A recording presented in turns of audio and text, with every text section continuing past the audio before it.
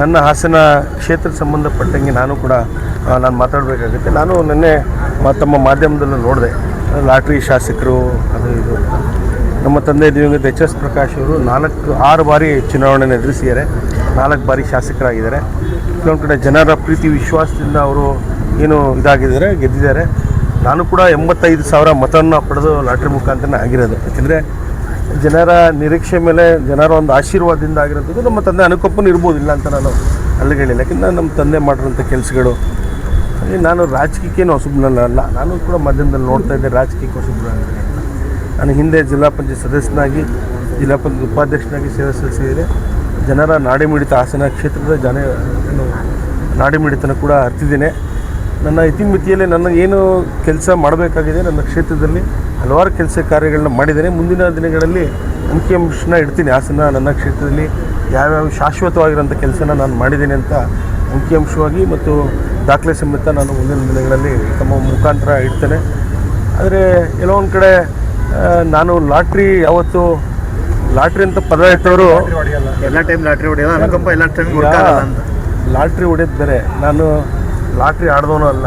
Lottery ಅಂತ ಪದ ಹೇಳೋರು ಅದರ ಆಳ ಅಗಲ ಗೊತ್ತಿರೋರೇ ಲಾಟ್ರಿ ಬಗ್ಗೆ ಮಾತಾಡಬೇಕು.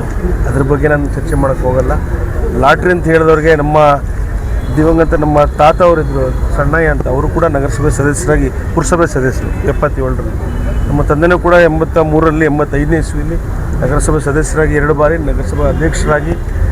ನಮ್ಮ ಇತಿಹಾಸ ಅವ್ರಿಗೆ ಗೊತ್ತಿಲ್ಲ, ಅವ್ರಿಗೆ ಬಹುಶಃ. ನಾವು ಜನರ ಏನು ನಮ್ಮ ಹಾಸನ ಕ್ಷೇತ್ರದ ಮತದಾರರು, ನಮ್ಮ ಜನರ ಸೇವೆಗೆ ನಾವು ಸದಾಕಾಲ ಮುಡುಪಿಟ್ಟಿದ್ದೀವಿ. ನಾನು ಕೂಡ ಯಾವಾಗಲೂ ನಮ್ಗೆ ಹೇಳಿದೆ, ನಾನು ಎಲ್ಲೋ ಬೆಂಗಳೂರಿನ ಮತ್ತೊಂದಲ್ಲೇ ಇಲ್ಲವನಲ್ಲ, ಹಾಸನದಲ್ಲೇ ಇರ್ತೀನಿ. ರಾಜಕೀಯನ ನಾವು ಭಾಳ ಚಿಕ್ಕ ವಯಸ್ಸಲ್ಲೇ ನಾವು ಕೂಡ ರಾಜಕೀಯಕ್ಕೆ ಬಂದಿರೋರು. ಮುಂದಿನ ದಿನಗಳಲ್ಲಿ ನಾನು ಏನು ನಮ್ಮ ಮೈತ್ರಿ ಧರ್ಮನ ಪಾಲನೆ ಮಾಡೋನು. ಹಾಗಾಗಿ ನನ್ನ ಕಡೆಯಿಂದ ಮೈತ್ರಿಗೆ ಯಾವುದು ಕೂಡ ಧಕ್ಕೆ ಆಗಬಾರ್ದು ಅಂತ ನಾನು ಎಲ್ಲೂ ಕೂಡ ನಾನು ಚರ್ಚೆ ಮಾಡಲ್ಲ.